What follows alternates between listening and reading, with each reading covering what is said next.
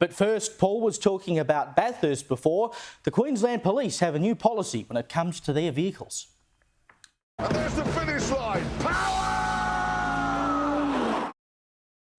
Or actually, it's more about the lack of power in this case, because earlier in the year, they purchased 400 new Toyota RAV4s, hybrid RAV4s. 200 of them are already on the road. But they've realised there's a small problem with these police cars. And you know the sort of things that happen in police cars, right? I mean, sometimes police have to drive fast to get to a crime scene. Sometimes they're involved in police chases. Sometimes they have to do some pretty tricky and fast manoeuvres. So you'd think you'd be given a car that had a bit of grunt and had a bit of power and was able to get through these difficult tasks. Well, not so with the RAV4. Take a look. In a recent driver training session, the Toyota RAV4 hybrid was put through a simulated emergency response. So the audible alarm you're hearing now is the vehicle disabling the traction control system. On a high-speed turn. You see with traction disabled, the rear end floating. Now, thousands of officers have been warned the battery may overheat under extreme conditions of hard braking combined with high acceleration. If warning lights appear, officers should cease urgent duty driving and pull over to allow the system to cool. And be aware that in extreme circumstances, the vehicle may enter limp mode. Now, come on, that could happen to anybody.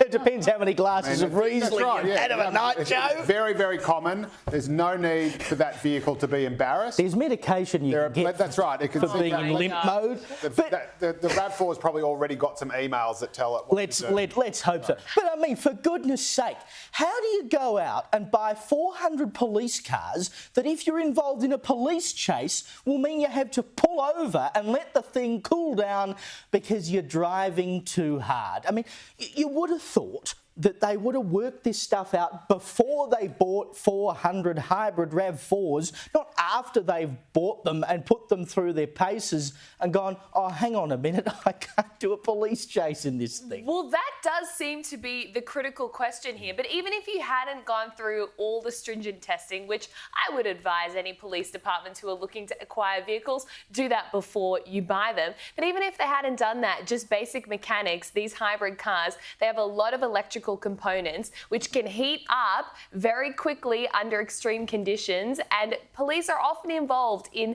high-speed chases. That's part of their job. So it doesn't really inspire you with confidence. If you were a Queenslander criminal, you'd be looking at this going, great, I just have to drive really fast and swerve around some corners and the police will be forced to pull over beside me.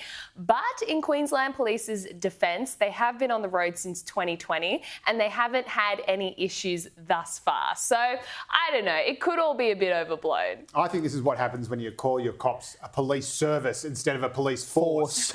Makes you go soft. Next thing you know, you're buying hybrid vehicles. Soon they'll have the bike police out instead to go even lower emissions. It is just staggering though, isn't it? Like, you would think that someone would just sort of check this. And the fact that now that it's come out, like, every criminal in Queensland now knows to commit crime on hot days. That's it, yeah. It's like, oh, boys, yeah, it's 35 degrees in Brisbane, let's go and rob a bank. Like, there is a letter to police officers saying you may have to pull over because the thing's overheating. I find it just extraordinary because, I mean, across, I know in New South Wales, the police have Beamers. Once upon a time, it was all, either Ford Falcons or Holden Commodores. I remember proper Australian cars with either V6 or V8 engines in them that had a bit of get up and go about them. I mean, this is what happens, of course, when you buy Jap crap that's hybrid. What do you expect? Look, get a car with some grunt. The New South Wales police cars go very, very fast.